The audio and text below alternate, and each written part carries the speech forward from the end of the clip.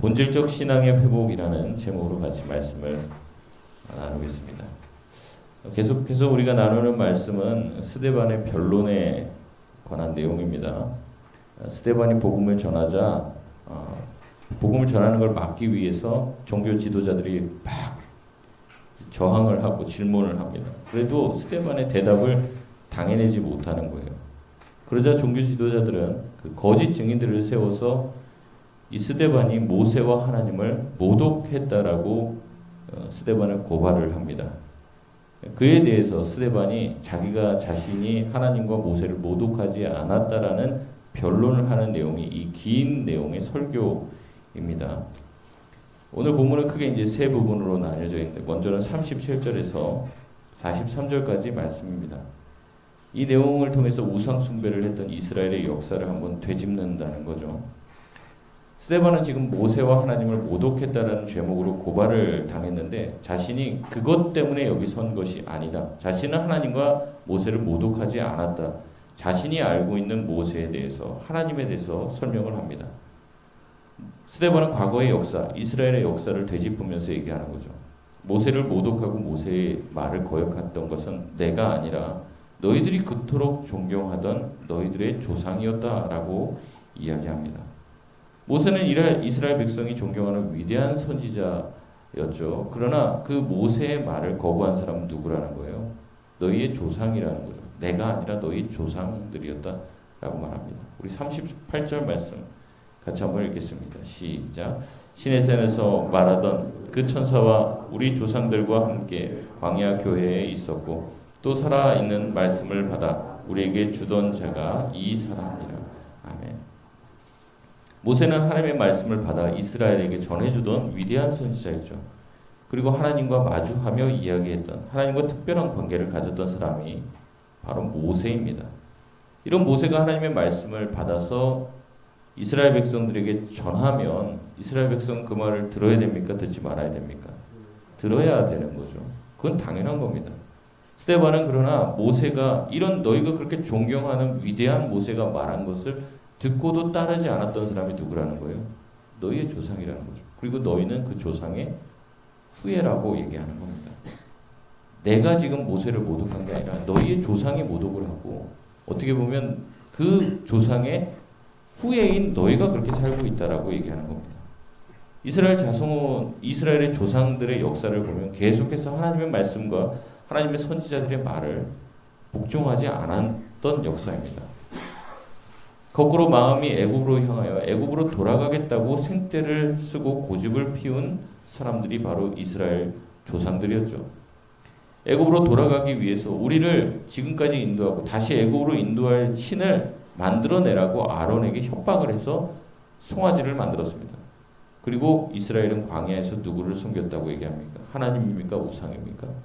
우상이라는 거죠. 유대인들이 그토록 존경하고 따르려고 하던 자신들의 조상, 그 조상들의 실체가 뭐라는 거예요? 하나님을 잘 섬겼던 민족이 아니었다는 거죠. 이스라엘 민족이 대단한 민족인 것처럼 보이지만 시종일관, 처음 태생부터 그렇고 광야에서도 그리고 그 이후에 가나안 땅에 들어가서도 마찬가지고 시종일관 하나님을 배반하고 하나님을 떠나고 우상을 섬겼던 민족이라는 거죠. 하나님은 이스라엘 백성을 어떻게 평가하고 계십니까? 42절 말씀입니다. 우리 같이 한번 읽겠습니다. 시작. 하나님이 외면하사 그들을 그 하늘의 군대 섬기는 일에 버려 두셨으니 이는 선지자의 책에 기록된 바 이스라엘의 집이여 너희가 광야에서 40년간 희생과 제물을 내게 드린 일이 있었느냐. 아멘.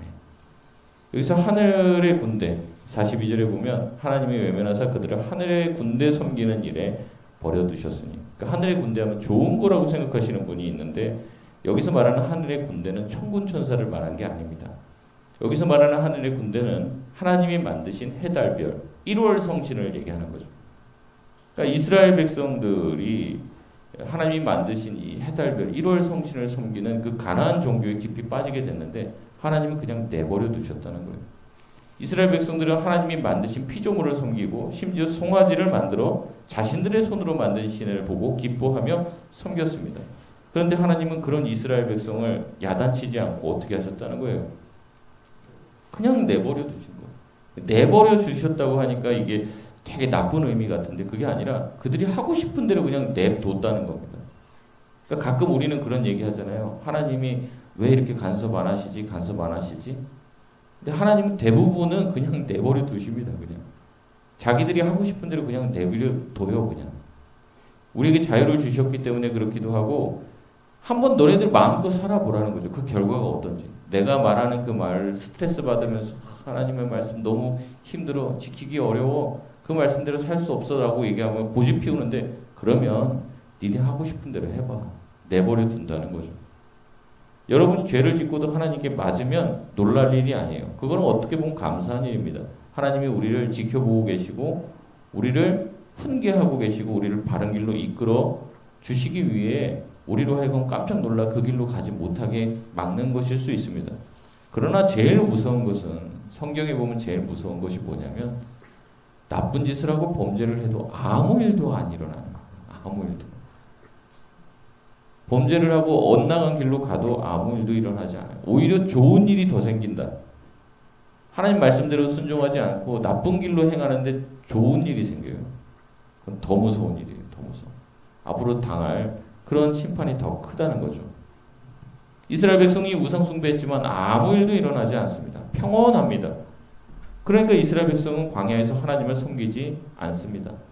하나님은 아모스 선지자의 말을 인용하며 이스라엘의 집아 너희가 광야에서 40년간 나에게 희생 제물을 드린 일이 있었느냐라고 말을 해요. 여러분 이스라엘 백성이 광야에서 40년 동안 성막을 짓고 그 성막에서 하나님을 예배하며 희생 제물을 드린 일이 있었을까요? 없었을까요? 있었죠. 있었는데 하나님이 그것에 대한 평가가 뭐예요? 없었다는 거예요. 제가 늘 말씀드립니다. 우리가 예배 드린다는 게 중요한 게 아니에요. 주일날 교회 와서 나 주일 성수했다. 그게 중요한 게 아니란 말이죠. 더 중요한 게 뭐냐? 하나님이 그 예배를 받으셨나? 그 예배를 인정하셨나? 그게 중요한 거예요. 우리는 자꾸 나왔냐 안 나왔냐? 다음 주에도 나와라. 그게 중요하다고 생각하는데 물론 중요하죠. 출석을 꼭 하시길 바랍니다. 그런데 더 중요한 거. 하나님이 인정하시는 예배를 드려야 될 줄 믿습니다. 40년 동안 광야에서 예배를 드렸어요. 이스라엘의 남자들은 1년에 3번 이상 하나님께 무조건 나와야 됐어요. 그게 있잖아요. 근데 하나님의 평가는 뭐예요? 너희가 광야에서 40년간 나에게 희생과 제물을 드린 적이 있느냐? 있다는 거예요? 없다는 거예요? 없다는 얘기죠. 하나님은 그렇게 얘기하십니다. 너희가 광야에서 섬긴 것은 내가 아니라 우상이었다. 너희들이 정해놨고 법으로 해놨기 때문에 나왔긴 나왔겠지. 예배는 드린다고 하고 제사는 드린다고 했겠지. 그러나 너희들 마음가운데는 항상 누가 있었다는 거예요? 우상이 있었다는 거죠. 우상. 광야 40년 동안 그들이 한 것은 우상을 섬기는 일이었다고 얘기하죠. 43절에 결국에 하나님은 나를 섬기지 않고 우상을 섬겼기에 어디로 끌려가게 할 것이라는 거예요. 바벨론으로 그들을 잡혀가도록 내버려 둘 것이라고 말씀하십니다. 결국 유대인들의 역사는 무엇이냐? 모세를 모독했고 하나님을 모독한 역사였습니다. 지금 스데반이 잡혀온 이유가 모세와 하나님을 모독했다고 그러는데 그게 아닌 거예요. 스데반이 그런 게 아니라 자기의 조상들이 그렇게 살았습니다. 모세를 모독하고 거절했고 하나님의 말씀을 듣지도 않고 섬기지도 않고 우상을 섬겼습니다. 하나님은 그럼에도 불구하고 유대인들, 이 이스라엘 백성들을 사랑해서 선지자를 계속 보내시죠. 예수님 전에는 누구를 보냅니까? 세례 요한을 보냈지만 그 세례 요한의 회개 요청에도 응답하지 않았죠. 결국 예수님을 보냈지만 그 예수님 또한 거절하고 예수님을 십자가에 죽인 것이 그들의 인생입니다. 과거부터 지금까지 모세와 하나님을 모독한 사람들은 누구입니까? 바로 이스라엘 유대인이죠.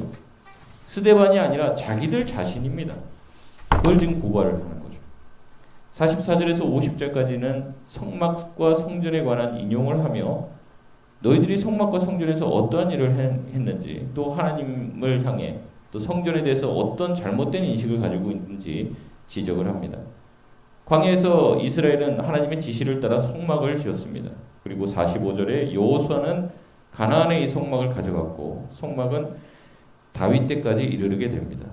이후에 다윗이 은혜를 받아서 하나님 앞에 성전 짓기를 구했지만 하나님은 그에게 허락하지 않고 다윗의 아들인 이 솔로몬에게 성전을 짓도록 하셨습니다. 그러나 48절에 하나님은 사람의 손으로 지은 곳에 계시지 않는다고 말씀을 하시죠. 49절에서 50절은 이사야 66장 1절의 인용인데요. 하나님은 말씀하십니다. 나는 성전에 갇혀 있는 존재가 아니다. 성전만이 내가 있는 곳이 아니라는 거죠. 하나님이 계신 모든 곳이 성전이 된다고 말씀하십니다. 그러니 건물 성전에 너무 집착하지 말라고 말씀하는 것이죠. 거기에만 내가 있는 게 아니라는 거예요. 성전을 아무리 멋지고 아름답게 지어도 하나님이 거기에 계시지 않는다면 그곳이 성전이 될 수 없다는 얘기를 하는 겁니다. 특별히 이 성전은 또 성막은 44절에 보면은 어떻게 지었다고 얘기합니까? 무엇대로 지었다고 얘기해요?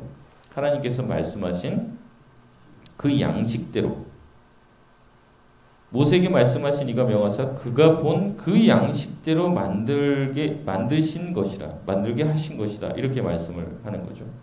그러니까 성막과 성전을 항상 지을 때 하나님께서 말씀하십니다. 어디는 어떻게, 위에 천막은 어떻게, 안에는 어떻게, 위에 몇 겹으로 하고 거기 수술은 어떻게 만들고 그걸 다 얘기를 하시죠. 그래서 그 지시한 대로 만듭니다. 그러니까 성전과 성막은 누구의 말씀대로 만들어야 되는 거예요? 하나님의 말씀대로 만들어 가야 된다는 거죠. 근데 신약에 와서는 이 개념이 좀 달라지죠. 고린도전서 3장 16절에 보면 이렇게 말씀하고 있습니다. 너희는 너희가 하나님의 성전인 것과 하나님의 성령이 너희 안에 계시는 것을 알지 못하느냐. 아멘. 뭐라고 얘기합니까? 너희가 하나님의 성전인 것과 하나님의 성령이 우리 안에 계시면 우리 또한 뭐가 된다는 거예요? 성전이 된다는 거죠. 그렇다면 성전은 무엇대로 지어집니까? 무엇대로 만들어야 돼요? 하나님의 말씀대로 지어져야 되고 만들어져야 된다는 거죠. 그러면 우리가 하나님의 성전이다. 그러면 우리의 삶 또한 말씀대로 만들어 가야 된다는 얘기를 하는 거예요. 아, 내가 기도하고 예수님 영접했으니까 나 하나님 성전이네. 하나님이 나를 지켜주시고 보호해 주시네. 그게 끝이 아니라는 거죠. 내가 성전이니까 그 성전은 말씀대로 지어져야 하기 때문에 우리의 인생이 어떻게 돼야 된다는 겁니까? 말씀대로 세워져야 된다는 거죠. 근데 그것은 이스라엘 백성도 똑같아요. 하나님께서 이스라엘 백성과 함께 있다는 상징이 뭐였어요? 광야에서? 구름 기둥과 불 기둥이죠. 그게 움직이는 것에 따라서 움직였고 멈추는 거예요. 이스라엘 백성들은 항상 성막을 가운데 놓고 옆으로 둘러서 진을 쳤습니다. 항상. 이스라엘 백성들 안에 누가 계시다는 거예요? 하나님이 계시다는 거죠. 단순히 성막에 거하시는 게 아니라 이스라엘 백성과 하나님이 함께 하시기 때문에 이스라엘 백성도 뭐가 되는 거예요? 자체가, 민족 자체가 성전인 거예요. 그러니까 이스라엘 백성들의 삶 또한 어때야 되는 겁니까? 하나님의 말씀대로 살아가야 한다는 거죠. 근데 어떻게 하냐면 성막만 말씀대로 지어놓고 자기들은 어때요? 멋대로 살아가는 거예요. 말씀대로 나 성전 지어놨으니까, 말씀대로 이거 했으니까 요 나머지는 내가 하고 싶은 대로 이렇게 산다는 거죠. 그러면 도대체 성전은 왜 만들었냐는 거예요. 도대체 성막은 왜 말씀대로 만들었냐. 이 지금 얘기를 하고 있는 겁니다. 너희들이 성막과 성전을 그렇게 사모하며 말씀대로 이거 하나도 이게 어그러짐이 없이 몇 겹이 재면서 막 그걸 만들고 휘황찬란하게 성전을 만들면서 너희들의 신앙 또한 그렇게 대단한 것처럼 생각하고 얘기하는데 실제 성전의 모습을 가지고 있는 너희들의 삶을 봐라. 말씀대로 산다는 거예요? 안 산다는 거예요? 안 산다는 거죠. 우리도 똑같이 적용할 수 있습니다. 입술로는 하나님이 주인이십니다.